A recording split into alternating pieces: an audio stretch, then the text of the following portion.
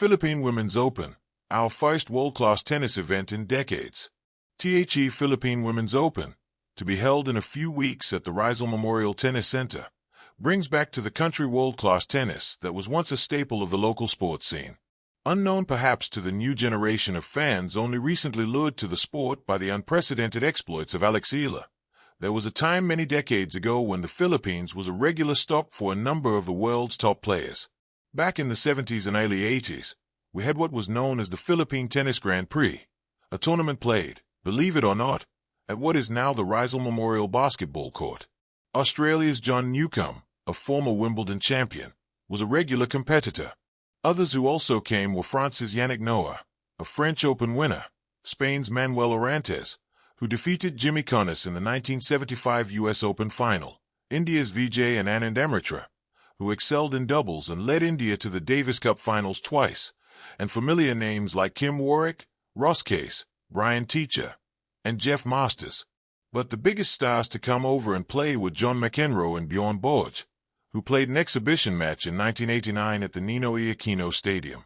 McEnroe was at his peak, leading the U.S. just weeks earlier to victory at the Davis Cup, then one of the most prestigious tennis events in the world. Borg, meanwhile, was coming out of retirement, having shocked the world when he announced his retirement in 1983 at the age of 25.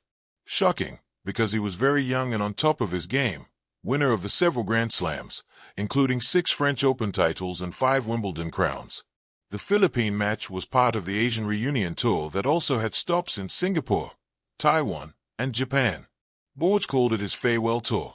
Fans were wild about catching the outgoing Swede, calm, methodical, golden, and handsome, playing against the American, brash, temperamental, creative, and attractive. The Swede lost decisively. Borg, coming from retirement, had no answer to McEnroe, who brought into the match his power, guile, and very recent taste of victories.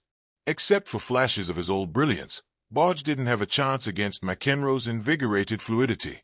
In fact, absent was the electrifying exchange in their previous matches at the majors that had become the stuff of tennis lore. After this exhibition, no tennis game of similar magnitude visited the country again. The games that managed some international flavor were the Southeast Asian games that we hosted and that featured the region's best players, none of whom, unfortunately, carried global gravitas. This is expected to change with the Philippine Women's Open on January 26 to 31, 2026. Although the event will not showcase any of the top 40 women players in the world, this being classed in the 125 category or the lowest in the WTA tier. Tops is the Grand Slam, then the 1,000, 500 and 250 levels. It is nevertheless a worthy jump from, well, nothing. Also, we still expect quality tennis, with many strong women players aspiring for ranking points, a number using the event to reclaim visibility, and several more viewing it as a bridge to access higher levels of competition. Alex Ila will be the focal point of the tournament and the main reason why we are having this event. The total prize money is $115,000, put up by the Philippine Sports Commission, PSC, and supervised by the Philippine Tennis Association, FILTA. The event is wholly a PSC initiative, and to make it happen, a multimillion peso renovation of the Rizal Memorial Tennis Court was packaged to meet the exacting requirements of the WTA, the world's ruling body for women's tennis. Ila's presence, however, is in limbo. The 20-year-old Filipino star's appearance is out of the hands of the PSC and FILTA because of the unfortunate circumstance that our local event overlaps with the Australian Open. In the latter, Ila is in the main draw, placed there by her ranking of 49th in the world. Her first game on Philippine soil as a rising star, therefore, depends squarely on her Australian Open journey, the year's first tennis major, where she enters as a decided underdog but where, as she has shown in a majestic run at the Miami Open where she beat 3 major champions, she may well upset bigger tennis stars. If she survives the 4th round of the Australian Open, she will be out of the Philippine Open, because her next match over there is the start of the matches over here. The Philippine Women's Open is from the 26th to 31st of Jan.